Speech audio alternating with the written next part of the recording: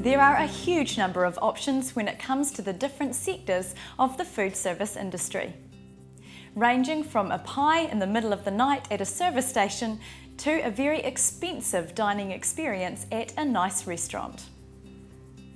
Hotels and other tourist accommodation centres often have their own restaurant on site, and those who wish to have their meal brought up to their room can order room service for a slightly higher price.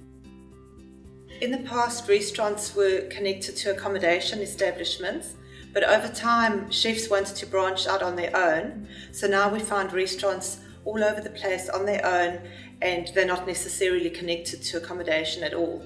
Obviously, some people, they're not looking to dine out every day and spend a whole lot of money, but they still want the convenience of getting someone else to do it. So there's a whole variety of different things. There's fast food, there's pizzas, there's a whole variety of things that they change the nature of their product by perhaps using cheaper items on the menu, less service or decreased service, or possibly go for volume, driving more and more people through so that they can make more of a margin on the volume.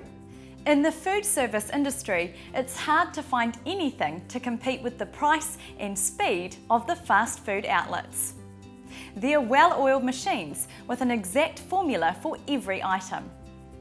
With such low prices and high setup costs, they depend upon processing through large amounts of customers on a daily basis. Closely related in the customer's mind to the fast food industry is that of the takeaway.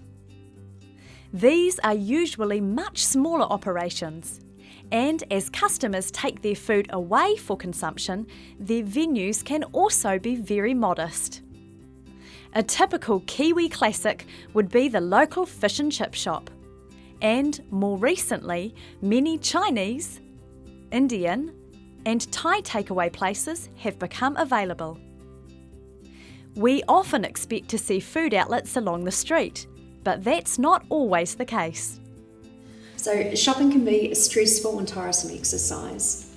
Retail shops can provide cafes where customers can stop and take a break while they're doing their shopping.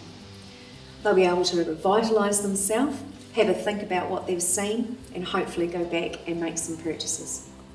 When you're going to a movie theatre or theme park or other attractions, there are generally other stores available with food or beverage outlets. Typically, everything is overpriced, and you can usually pay twice as much at a theme park or an attraction than you would at the fast food outlet.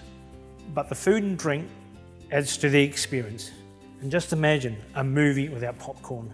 It's just not the same, is it? Petrol stations offer food and beverage options. Plenty of snacks, sandwiches, sausage rolls, cakes, etc. All great things to pick up in the middle of a long journey. Often these items are overpriced, but at 2 a.m. in the morning, when you still need to travel a few hours, nobody's going to be asking any questions. Eating and drinking takes place every day. And it's not always convenient for people to stop at a restaurant or fast food outlet, especially if they are at a wedding, exhibition or conference. Catering for events has become a major section of the food service industry. It often requires large amounts of food to be prepared and delivered to customers all at once and at a high standard. Napoleon knew that an army marches on its stomach, and in today's modern world that hasn't changed at all. People who are at work and who eat well are more likely to work well. With this in mind, the industrial catering sector of the food service industry was born. This can operate either as an in-house operation or through independent catering companies. In its essence, it works to provide food and drink to people in their workplace.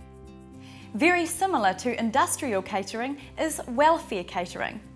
Meals are provided and delivered to students at educational institutes, the military, and people with social needs. Very different from this is the licensed trade sector. The licensed trade is to do with public houses, or commonly known as pubs, and restaurants and bars and licensed clubs. They are restricted on the sale of alcohol, and they've been granted a special licence to sell a product. Transport catering is unique. This is the business of serving food to people while they're in transit. Some examples could be airlines, railway lines, or cruise ships. The length of time that people travel could be an hour up to a number of days in a row.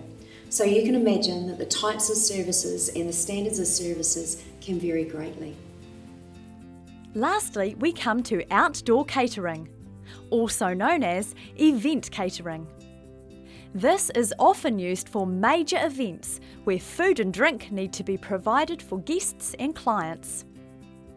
Even though it is referred to as outdoor catering, many of its events actually take place inside. This is the end of our brief insight into the main sectors of the food and beverage service industry. Next, we'll be exploring food and beverage service methods.